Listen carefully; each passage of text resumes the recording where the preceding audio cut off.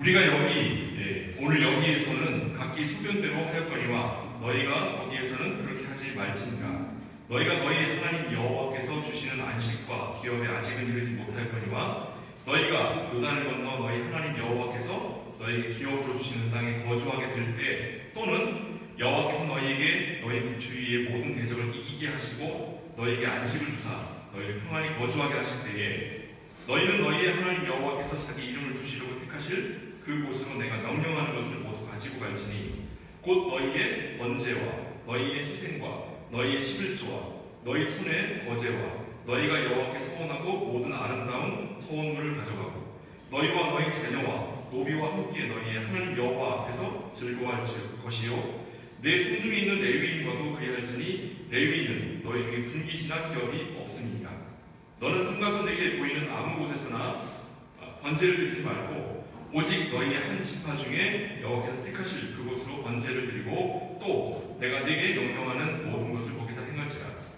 그러나 내 하나님 여호와께서 내게 주신 복을 따라 각 성에서 내 마음에 원하는 대로 가축을 잡아 그 고기를 먹을 수 있나니, 곧 정한 자나 부정한 자를 막론하고 노루나 사슴을 먹는 것 같이 먹으려니와, 오직 그 피는 먹지 말고 물같이 땅에 쏟을 것이며, 너는 곡식과 포도주와 기름의 11조와 내 소와 양의 처음 난 것과 내 소원을 갚는 예물과 내 낙한 예물과 내 손의 거제물은 내 각 성에서 먹지 말고 오직 내 하나님 여호와께서 택하실 곳에서 내 하나님 여호와 앞에서 너는 내 자녀와 노비와 성중에 거주하는 레위인과 함께 그것을 먹고 또 내 손으로 수고한 모든 일로 말미암아 내 하나님 여호와 앞에서 즐거워하되, 너는 삼가 내 땅에 거주하는 동안에 레위인을 저버리지 말지니라. 아멘. 오늘 말씀이 깁니다. 말씀이 긴 이유는 몇 가지가 있지만 같은 이야기가 반복되기 때문이기도 하고, 또 하나는 그 반복되는 만큼 강조되고 또 중요하기 때문에 반복되겠죠. 그러나 우리는 지루한 걸 못 참잖아요. 그래서 한 번에 묶어서, 사실 두 번에 나눠야 하는 내용이지만 한 번에 묶어서 오늘 말씀 살피도록 하겠습니다. 오늘 여기 12장 말씀은 사실은 예배 때 설교로서는 이 본문을 들어본 적이 별로 없으실 거예요. 왜냐하면 이 내용은 정보를 제공하는 내용이 더 많기 때문이에요. 정보를 제공. 그래서 성경 공부 때는 이 내용이 많이 나옵니다. 그래서 오늘 본문의 말씀을 성경 공부의 제목으로 뭐라 하냐면 중앙성소사상 이런 거 있어요. 그래서 예배를 드릴 때 한 번쯤 들어본 적 있으실 거예요. 예배를 드릴 때 정한 곳에서 드려야 된다, 이런 말. 그래서 이스라엘이 이 이후에 가나안 땅으로 들어가서 이스라엘 국가를 세워서 지금까지도 성전을 중요시 여기고 성전 중심의 신앙생활하고 이런 내용들이 많이 나와 있습니다. 그런데 오늘 우리가 설교 말씀 통해서 살필 것은 그런 성경 공부로 받는 정보의 내용이 아니라 이 말씀이 갖고 있는 내부적인, 내면적인 의미를 우리가 다시 한번 확인해 보려고 하는 겁니다. 지난주에 우리가 살폈듯이 이미 하나님께서 이스라엘 백성들에게 주는 율법의 본 의미와 그 내용에 대해서는 사실 11장에서 거의 끝났다고 했습니다. 그렇죠? 12장부터는 그 내용들에 대한 세부사항입니다. 세부사항. 그러니까 율법은, 오늘 미리 얘기하자면 율법은 하나님을 사랑하고 이웃을 사랑하는 것이다, 시작적으로. 또 구약적으로는 하나님은 내 거, 나는 하나님의 거. 이 모든 건 뭐냐면 사랑에 관한 얘기예요. 그렇죠? 사랑에 관한 얘기입니다. 그러니까 율법이라고 하는 건 그걸 어겼을 때 벌받는 것을 목적으로 하는 게 아니라 벌받지 않도록 하나님을 사랑하도록 하는 거예요. 사랑으로부터 버림받지 않도록 하는 것. 참으로 하나님의 사랑을 받은 자가 어떻게 하나님을 사랑할 것인가에 관한 얘기가 사실 율법의 내용이라고 했습니다. 그러면 오늘 지난주부터 시작되는 그 율법의 세부사항이라고 한다면 어떻게 이해할 수 있겠습니까? 우리가 어떻게 하는 것이 하나님을 사랑하는 것이냐, 어떻게 하는 게 이웃을 사랑하는 것이냐, 어떻게 하는 것이 하나님을 섬기는 일이냐 라고 하는 것에 대한 구체적인 내용들이 나옵니다. 오늘 읽은 것 중에 그런 내용 못 읽은 것 같은데, 그렇죠? 왜냐하면 성경은 상징과 비유로 그 메시지를 감춰놨기 때문에 우리가 그 내용 가운데 들어있는 것들을 확인해 보아야 하는 거죠. 그래서 우리가 구약 성경을 읽을 때 물론 시작도 마찬가지입니다. 표면적인 우리가 읽었을 때 겉으로 드러나는 표면적인 의미와 그 안에 담겨있는 내면적인 의미를 두 가지를 함께 생각해 봐야 합니다. 표면적인 의미라고 해서 버릴 게 아니라 또 내면적인 의미라고 해서 그것만이 우리가 붙을 게 아니라 양자의 의미가 대단히 중요한데 오늘 본문이 그걸 아주 잘 보여주고 있어서 오늘 본문 잘 따라오시면 앞으로 성경을 읽을 때에 보는 안목이 좀 더 넓어질 거라 생각이 됩니다. 특별히 오늘 12장부터 14장까지는 이 백성들이 어떻게 실제적으로 하나님을 섬길 것인가에 대해서 세 가지 내용이 나옵니다. 12장부터 14장까지는 여기에 첫 번째는 어떤 게 나오냐면 하나님께 경배와 제사를 하는 방법으로서 하나님을 높인다. 하나님께 예배를 드리는 것에 관한 얘기가 첫 번째 나오고요. 두 번째는 일상생활에서 하나님을 어떻게 높일 것인가에 관한 내용이 나오고, 세 번째는 그러면 우리가 어떻게 이웃들에게 우리의 마음을 자비와 사랑을 나눠서 하나님을 높일 것인가. 이 세 가지가 이제 신명기 12장부터 14장까지 나와요. 이 12장부터 14장까지를 요약해서 예수님께서 말씀하신 게 바로 하나님 사랑, 이웃 사랑인 거예요.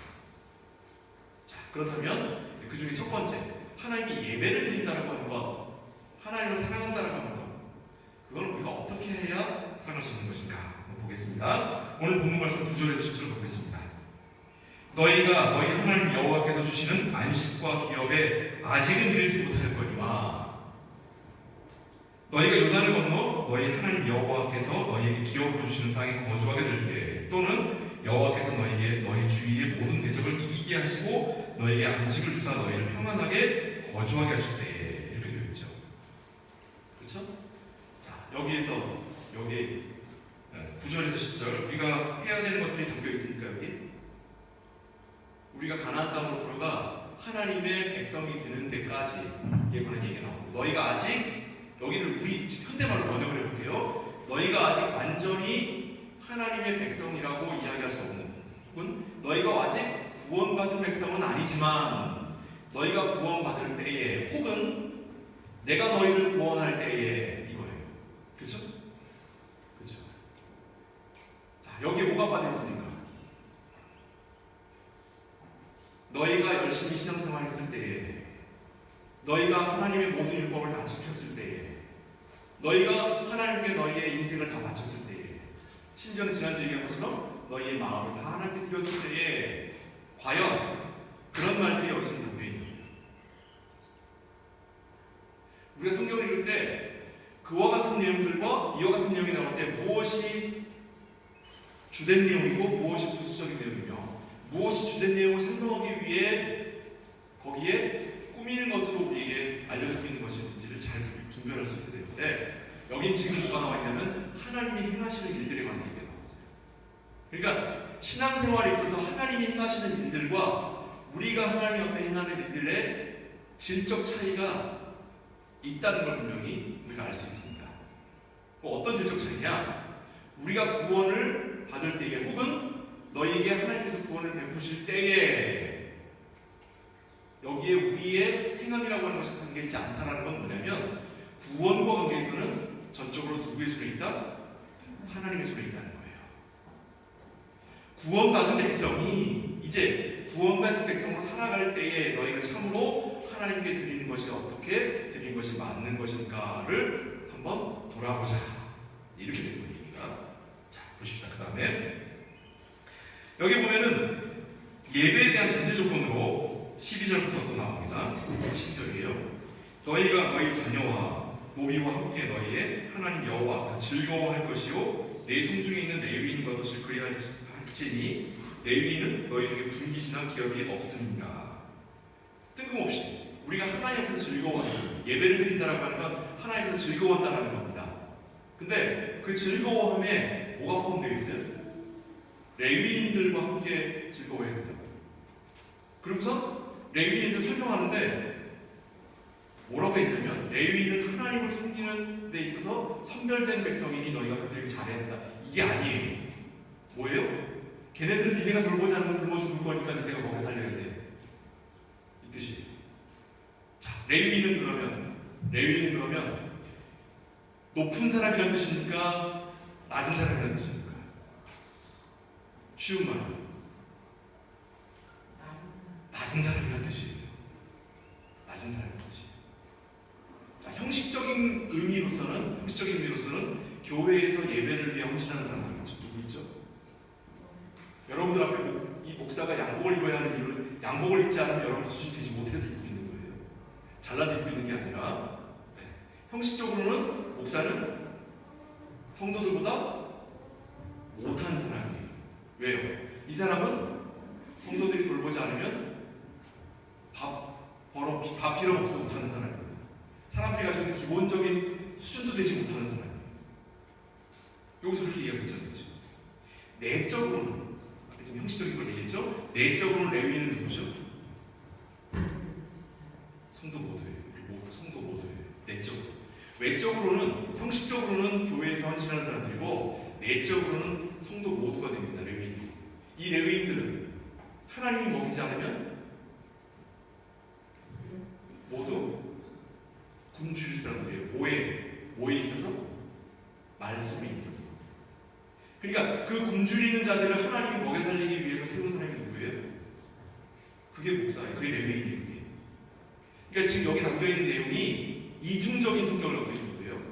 내적으로는 여기 레위인은 모든 성도를 의미합니다.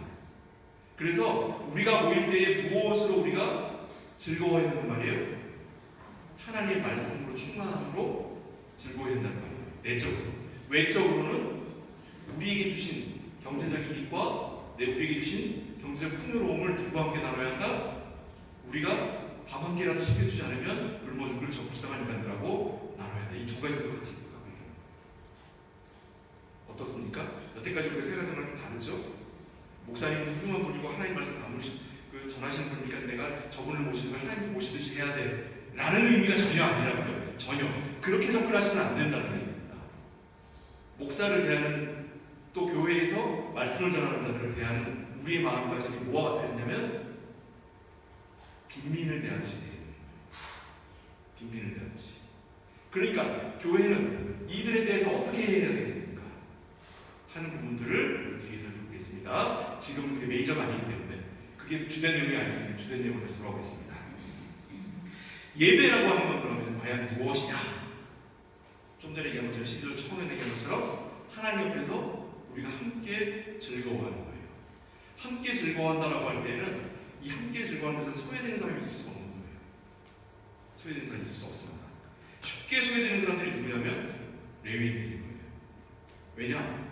그 사람들하고는 우리가 인격적인 관계, 친분의 관계를 형성하기는 쉽지 않기 때문에 그 사람들이 하는 일이 일반 사람들과 하는 일이 전혀 다르기 때문에 세상 사람들이 하는 방식의 친교는 뭡니까?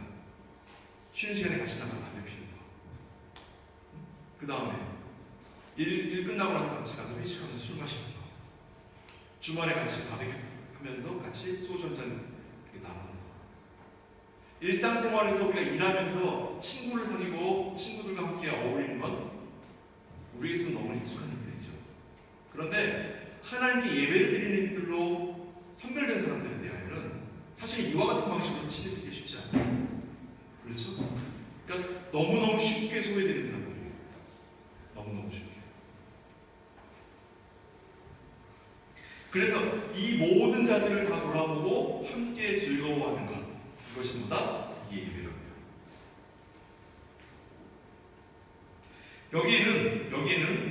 여기에는 하나님께 달라고 악쓰고 울부짖는 그런 내용은 없어요. 눈물 콧물 흘리면서 매달리는 그런 것도 너무 아니에요. 하나님과 우리 사이에 다른 세상에 썩어 없어질 것들에 대한 이 내용은 담겨 있을 수 없습니다. 왜냐하면 무엇을 기뻐한다고요? 하나님의 말씀으로 즐거워해요. 그 말씀을 함께 나눔으로 그걸로 즐거워하는 사람들이기 때문에 이곳에서는 시험 성적 때문에, 승진 때문에, 돈 버는 문제 때문에, 내가 사람과 동업을 했을 때 일어나는 일, 나의 어떤 자아성취 문제 때문에 주시옵소서 하는 그와 같은 내용은 성경에 담겨있지 않다고 했죠. 무엇만 있어요? 하나님의 말씀을 통해 하나님 앞에서 우리가 함께 즐거워하는 것. 어떻게 즐거워할 것인가? 어떻게 즐거워할 것인가? 근데 되게 신기한 건 지금 12절 바로 앞에 어떻게 즐거워할 것인가에 대한 얘기가 나와요. 12장 11절 함께 읽어보겠습니다. 다 같이 11절입니다. 너희는 자, 시작. 너희는 너희 하나님 여호와께서 자기 이름을 주시고 택하신 곳으로 내가 명령하는 것을 모두 가져가리니 곧 너희의 문제와 너희의 희생과 너희의 실조와 너희 손의 것과 너희가 여호와께서 원하는 모든 아름다운 선물을 가져가고. 여기에 담겨 있는데 지금 예배하는 하나님께서 정하신 장소가 있어요. 그 예배로 하나님께서 정하신 그 장소에 우리가 모여야 되는데 어떻게 모이는지 지금 나왔어요. 우리가 가져갈 건 뭐죠?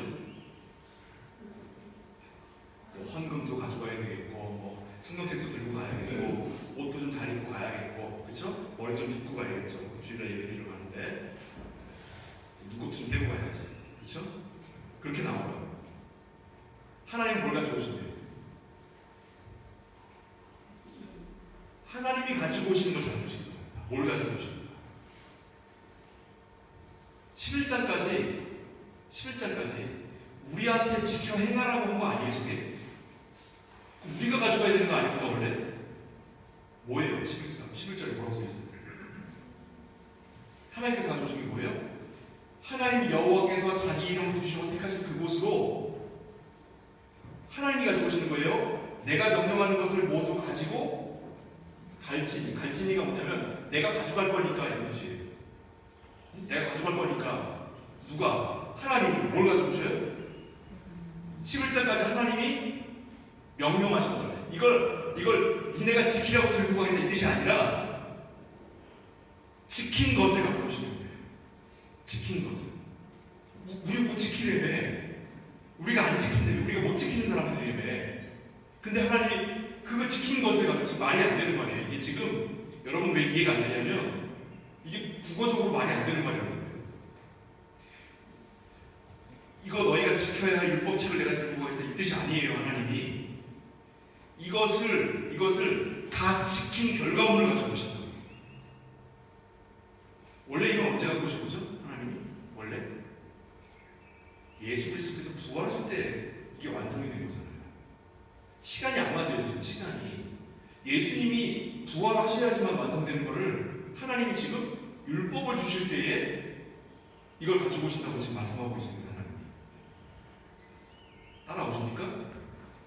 우리가 시간이라고 하는 개념과 조건과 결과 그 어떤 현상이 벌어지면 그 현상에 대한 원인이 있을 거 아니에요. 그죠? 원인이 있어야 결과가 나타나잖아요. 근데 이거는 원인이 아직 발생하지 않았는데 결과를 갖고 오신다는 거예요. 왜 이런 얘기가 있을까요? 왜? 하나님 우리에게 주신 게 뭔데? 이걸 우리한테 지키라고 얘기했는데 우리가 지킬 수 없는 자들이라고 하는 걸 하나님이 이미 알고 계셨고 그 지킬 수 없는 것에 대한 하나님의 지키심, 돌보심, 돌아보심, 사랑, 용서가 여기에 담겨 있는 거예요. 여기에. 이보다 1500년 뒤에 예수께서 이루신 일을 이미 1500년도 전에 하나님의 뜻 안에 담아두셨어요.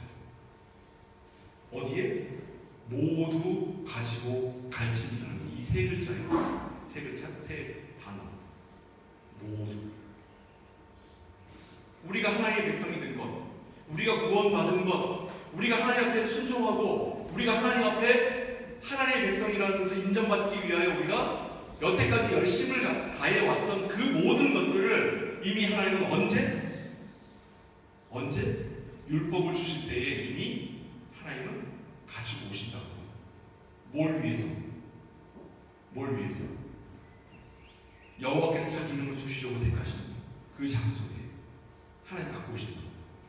여호와께서 자기 이름을 두려고 택하신 그 장소가 어디예요? 이게 어디예요? 성전이에요. 성전. 구약에 있는 그 성전이 어디죠? 예루살렘의 성전이죠.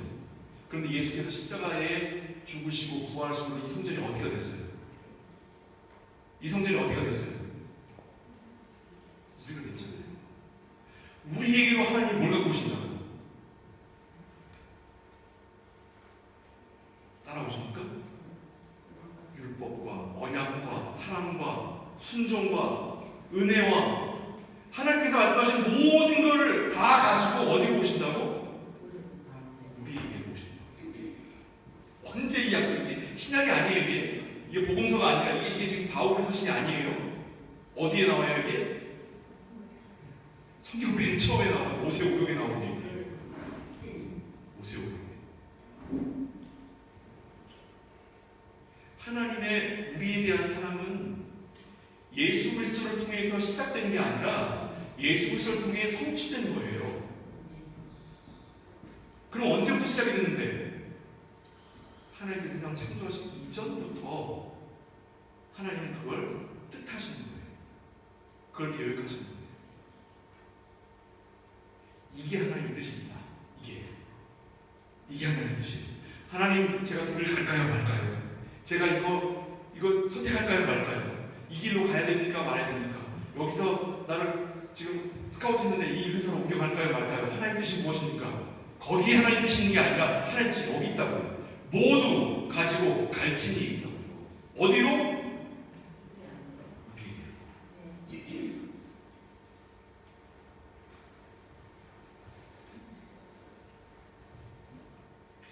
이거 마치 하나님께서 언약을 맺으시는 장면을 연상시키는 겁니다. 모세가 또 그 이전에 아브라함이, 아니 맨 처음에 아담이 하나님과 언약을 맺을 때에 하나님이 동산 중앙에 실과를 세운 나무를 두시고 생명나무와 선악을 구별하는 나무를 두시고 뭐라고 하셨어요? 너희가 이 나무를 먹을 때 정녕 죽으리라는 언약을 맺으실 때에 나무를 누가 심었습니까? 나무를 누가 자라겠어요? 열매를 누가 맺겠습니까? 그러면 그걸 따먹은 건 누구예요? 율법에 대하여, 하나님의 언약에 대하여, 하나님의 말씀에 대하여 하나님의 역할은 준비하시고 자라게 하시고 우리에게 선물을 주시는 것까지인데 그것을 탐욕으로 바꿔버리는 역할은 누가 해요? 언제나 우리의 몫인 거예요. 우리의. 근데 그거를 우리에게 묻지 그걸 붙지 않으십니다. 하나님의 말씀을 순종하고 하나님의 말씀에 따라 하나님의 백성으로 살아가는 그 모든 것들을 가지고 갈증이에요. 이게 하나님의 사랑입니다. 하나님의 사랑. 아이고 이쁘다, 괜찮아 하나님의 사랑이 아니라 하나님의 사랑은 나를 사랑하기 위해서 하나님은 세상을 창조하기 전부터 이 사랑을 준비해 오신 거예요. 이건 우리가 생각하는 정도의 사랑이나 우리가 생각할 수 있는 정도의 위로의 개념이 아닙니다. 이건. 그래서 뭐라고까지 얘기하냐면 하나님께 사랑하는 나, 확장된 우리 교회를 위해 하나님이 세상을 창조해 주신 거예요. 이런 논리가 나오는 거예요. 억지 주장인 것 같죠? 약간 억지 있습니다. 약간 억지 있어요. 그러나 논리적으로는 얘기가 그렇게 되잖아요. 왜? 하나님이 세상을 창조하시기 이전부터 나를 아셨고 나를 사랑하셨고 나를 위하여 모두 가져갈 준비를 해놓고 계시는 분이 하나님이시네요. 그걸 준비해 놓고 나서 하나님이 뭘 하셨어요? 세상을 창조하신 거예요. 우리가 살 거예요.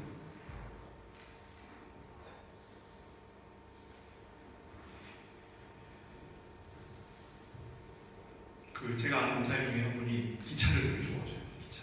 어릴 때 6살 때 첫 기차를 선물 받아가지고 평생을 이제 기차를 모으셨어요. 그 목사님 댁에 가면 기차가 수백 대가 있는데 목사님의 자랑이 뭐냐면 연세가 80도 안 되셨는데 내가 이 나이 될 때까지 내가 내 돈 주고 기차를 한 번도 못해요. 다 선물 받은 거예요. 다. 근데 목사님이 돈을 들여서 만드시는 게 있어요. 뭐냐면 기차 선로랑 그 선로가 이렇게 만드는 큰 판, 전자장비 하는 거. 여러분 다 아시는 분이에요? 그 댕커 목사님 아시죠? 프라우 댕커 목사님 아시죠? 아오케 목사님. 이 댕커 목사님이 그걸 이제 자기가 만드시는데, 자, 이걸 왜 만드실까요? 이걸 왜 만드실까요? 기차들을 놓기 위해서예요. 그렇죠? 기차가 먼저예요? 기차 선로를 깐 게 먼저예요? 기차가 먼저죠. 그렇죠? 세상이 먼저일까요? 하나님께서 택하신 백성이 먼저일까요? 네? 세상이 먼저예요? 하나님이 택하신 백성이 먼저. 얼마나 놀랐습니까?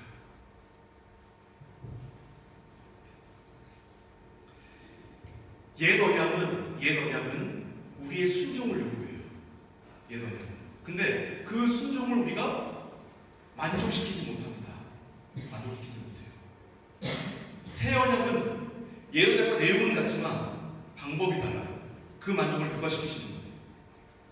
하나님이 시키시는 거예요. 우리가 그 언약을 만족시킬 수 없는 자인 것을 하나님이 아시고 새 언약을 체결하셨어요. 우리는 시간적으로 옛 언약과 새 언약이라고 나누는 이유는 옛 언약으로 우리가 실패했기 때문에 새 언약으로 하나님께서 보장해 주셨다라고 생각을 하기 쉬워요. 그런데 옛 언약을 맺기도 전에 하나님이 뭘 준비하셨다고? 모두 가지고 갈 것을 준비하셨다고. 새 언약을 이미 준비해 두신 거예요.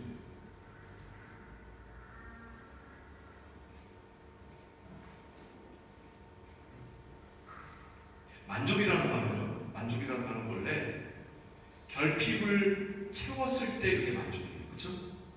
배고플 때 배부르게 먹어야 배부르면서 만족하잖아요. 배부른 상태에서 뭐 더 먹으면 이게 만족이에요. 이게 뭐예요? 고문이지. 그렇죠? 배고픈 상태에서 그 배고픔을 해결하는 거예요. 결핍을 해결하는 게 만족이에요. 우리가 예배를 드린다는 하는 건 하나님의 만족을 위해서 드리는 게 아니에요. 우리가 만족이라는 말 써요. 씁니다. 쓰지만 그 만족은 우리가 생각하는 하나님의 결핍을 채우는 것을 예배라고 하지 않아요. 하나님은 원래 자신에게 대하여 영광 돌릴 피조물을 필요치 않으신 분이에요. 그럼 하나님은 왜 피조물을 만드셨으며 왜 피조물에게 예배를 드리라고 했을까요? 자기에게 필요하지 않은 것을 위해서 왜 하나님의 에너지를 낭비하셨을까? 왜요?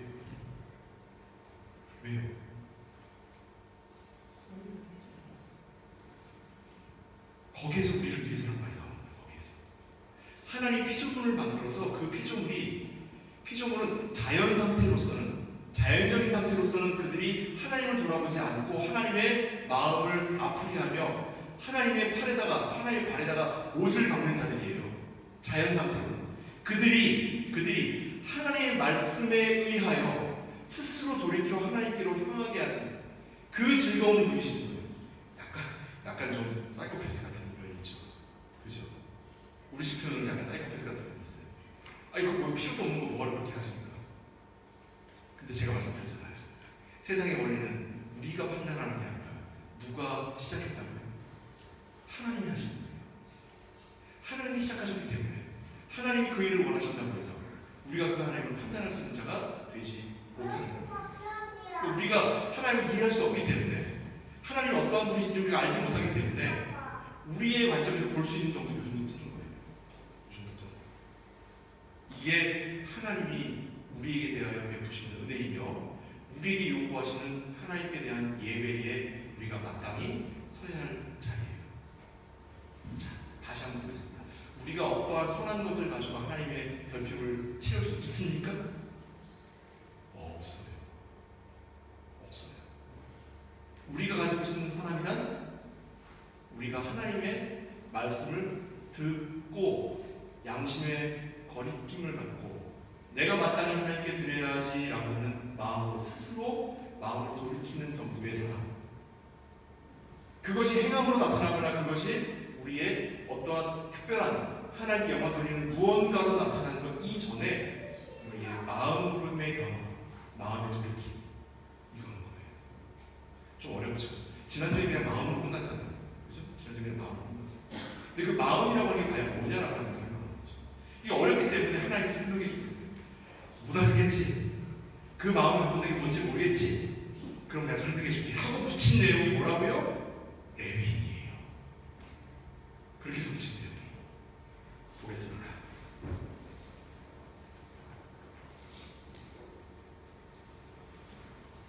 18절입니다. 18절이에요. 하나님께서는 모든 걸 다 가지고 오시는데 너희는 하나님께 대한 헌금 가지고 성경 가지고 옷 잘 입고 뭐 이렇게 하지만 뭘 꼭 갖고 와라 할 때 마음을 갖고 와야 되는데 그 마음을 어떻게 표현하는가에 대한 예로 들어주신 거예요. 18절입니다. 읽겠습니다. 시작. 오직 내 하나님 여호와께서 택하실 곳에서 내 하나님 여호와께서 너는 내 자녀와 노비와 성중에 거주하는 레위인과 함께 그것을 먹고 내 손으로 수고한 모든 일로 말미암아 내 하나님 여호와께서 즐거워하되 너는 삼가 내 땅에 거주하는 동안에 레위인을 버리지 말라. 한 번 더 반복하죠. 한 번 더. 앞에 딴 거 얘기해놓고선 레위인 또 한 번 반복했어요. 지금 아까 읽은 본문 지금 벌써 세 번째 반복해요. 레위인. 왜 레위인을 세 번이나 반복했을까요? 왜? 옵타클로세는 눈에 보여요. 가난하게. 그렇죠? 가난한 사람들은 가난하게 보여요. 근데 레위인들은 그 가난하게 보이지 않아. 가난하게 보이지 않아요. 그래서 이렇게 한 번 더 반복을 하는 거예요. 레위인들은 항상 우리가 볼 때에 옛날에는 항상 제복을 입고 있었잖아요. 제복을 뭐라고 했어요? 그건 뭐 부잣집이나 가는 것 같은, 나는 어떻게 되는지도 모르는 그런 거 간 사람이니까 굉장히 훌륭한 사람 같아요. 그리고 하나님의 예배라고 하는 거룩한 걸 다루거든. 그래서 그들이 어떤지 모르는 거예요. 그렇기 때문에 성경 말씀을 계속 반복해서 얘기하는 거예요. 우리가 해야 될 건 뭐냐면 형식적인 내용에 대하여는 그들이 필요 이상으로 많이 가진 것에 대하여 감시하셔야 됩니다. 감시하셔야 돼요. 필요 이상으로 그가 많이 갖게 되어 그가 사치하는 것을 여러분들은 금하셔야 돼요. 이건 교회가 꼭 해야 할 일입니다. 무엇보다도 먼저 해야 돼요. 이게 옛날 시대에는 레위들이 많이 가진 방법이 없었어요. 이스라엘 사람들이 돈을 갖고 온 게 아니라 재물을 갖고 왔기 때문에 레위인들이 돈을 챙길 방법이 없었어요. 오늘날에는 교회의 헌금을 돈으로 한다고 해요. 그러니까 레위인이라고 여겨진 이 목사들이 교회의 성직자라고 하는 사람들이 돈을 착복하기가 너무 쉬운 거예요. 여러분들 꼭 이 시간에 다짐하셔야 됩니다. 김종국 목사만이 아니라 여러분들이 앞으로 신앙생활하는 평생 동안 신앙생활하는 동안 여러분들 꼭 하셔야 되는 건 뭐냐면 목사를 부유하게 만들면 안 돼요. 목사를 부유하게 만들면 말씀이 타락합니다. 왜냐하면 더 갖고 싶은 게 사람 마음이거든요. 목사가 조금 갖기 시작하면 더 갖고 싶어서 탐심을 부리기 시작해요. 탐심을 가지고 하는 설교는 쓰레기입니다. 하나님의 말씀이 아니에요. 우리에게 하나님의 말씀이 바로 전해지게 하기 위하여 목사를 가난하게 두셔야 됩니다. 꼭 기억하시기 바랍니다. 반면에 그의 가난함이 그를 말씀을 연구할 수 없을 정도로 가난하게 만들면 여러분들은 그에게서 아무것도 들을 수가 없어요.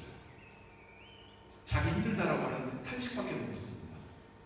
그렇기 때문에 꼭 감시와 동시에 돌보셔야 돼요. 지켜보셔야 돼요. 그와 친해질 필요는 없습니다. 성도는 여기서 말한 것처럼 성도들끼리의 화목이 대단히 중요해요. 레위인은 따로 이야기할 수밖에 없어요. 이 레위인은 일반 사람들과 함께 어울릴 수 없는 사람들입니다. 여러분 생각해보세요. 여러분 친구들 있죠? 김종국 목사 여기 독일에 친구가 있겠어요? 주중에 아무도 없어요. 만날 수 있는 사람이. 그럼 뭐밖에 못하겠습니까? 앉아서 성경책밖에 못 보는 거예요. 너무 좋은 환경이죠. 이렇게 만들어주셔야 돼요. 목사가 돈이 많으면 사람을 만나고 싶어 하게 돼요. 넉넉해지면 사람을 만나고 싶어 하고 놀고 싶어 하고 없으면 돈 벌러 나가야 돼요. 그렇죠? 형식적인 의미에서의 레위인을 돌본다라는 건 이 두 가지를 꼭 지키셔야 돼요. 감시와 돌봄. 그리고 은퇴한 목사나 혹은 선교사로 활동하는 사람들이 우리 주변에 있는 사람들이 있다면 그들이 과연 어떻게 살고 있는가를 꼭 돌아보셔야 돼요. 그냥 눈에 보여지는 것만으로는 알 수 없습니다. 눈에 보이는 것만으로는 알 수 없어요. 들여다봐야 돼요. 성경에서 왜 3번이나 반복했는지를 꼭 기억하셔야 됩니다. 자, 다시. 그러면 내면적인, 영적인 의미에서의 레위인은 어떤 사람들이냐? 바로 우리예요. 우리가 함께 즐거워해야 하는 것은 뭐냐면 누군가는 이해력이 좋아서 누군가는 신앙을 먼저 가서 하나님의 말씀을 더 이해하는 데 빨라요. 근데 누군가는 그 말씀을 이해하는 데 늦을 수 있단 말이죠. 그렇다면 이것을 조절할 수 있는 방법은 뭐밖에 없어요? 반복밖에 없어요. 반복을 하는 일에 대하여 인내해 주셔야 됩니다. 왜냐하면 먼저 간 사람들이 뒤에 따라오는 사람들을 위해서 기다려주는 건 당연한 거예요. 그러나 먼저 간 사람들을 뒤에 있는 사람은 못 따라가요. 그렇기 때문에 항상 하나님의 말씀에 관하여 이야기할 때에는 그것이 충분히 이해가 됐는가를 서로 돌아보고 서로 확인하는 과정이 꼭 필요합니다. 그게 바로 하나님 앞에서 즐거워하는 교회예요.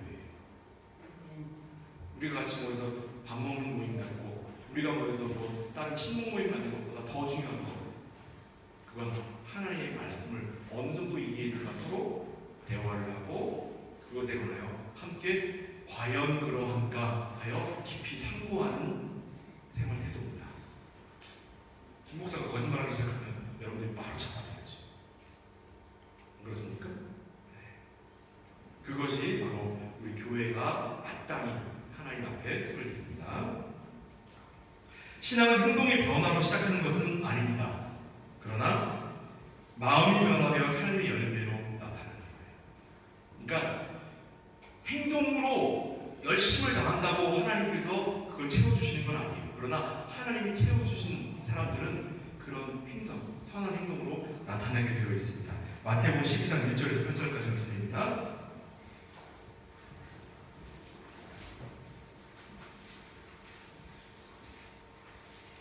신약성경 18면 마태복음 12장 1절에서 8절까지 말씀 제가 읽을게요. 그때에 예수께서 안식일에 밀밭 사이로 가실새 제자들이 시장하여 이삭을 잘라 먹으니 바리새인들이 보고 예수께 말하되 보시오 당신의 제자들이 안식일에 하지 못할 일을 하나이다. 예수께서 이르시되 다윗이 자기와 그 함께한 자들이 시장할 때에 한 일을 잃지 못하였느냐. 그가 하나님의 전에 들어가서 제사장 외에 있는 자기나 그 함께한 자들이 먹어서는 안 되는 진설병을 먹지 아니하였느냐. 또 안식일에 제사장들이 성전 안에서 안식을 범하여도 죄가 없음을 너희가 율법에서 읽지 못하였느냐. 내가 너희에게 이르노니 성전보다 더 큰 이가 너희 있느니라. 나는 자비를 원하고 제사를 원하지 아니하노라 하신 뜻을 너희가 알았더라면 무죄한 자를 정죄하지 아니하였으리라. 인자는 안식의 주인이라 하시니라. 아멘. 객관적으로 볼게요. 객관적으로 보면 지금 제자들이 잘한 거예요. 제자들이 하면 안 되는 짓을 한 거예요. 근데 이 제자들이 왜 하면 안 되는 짓을 했죠? 그들이 굶주렸기 때문에. 굶주린 사람들을 먹이는 건 교회가 마땅히 해야 하는 일인데 교회가 그 일을 하지 않아놓고 굶주린 사람들이 안식일날 먹은 것에 관하여 율법을 어겼다라고 이야기하는 것이 오히려 잘못된 것이죠. 율법보다 무엇이 먼저예요? 사람을 돌보는 게 먼저라고. 교회의 예배보다 뭐가 더 우선이 되어야 되냐면 마음을 나누는 것을 더 우선해야 돼요.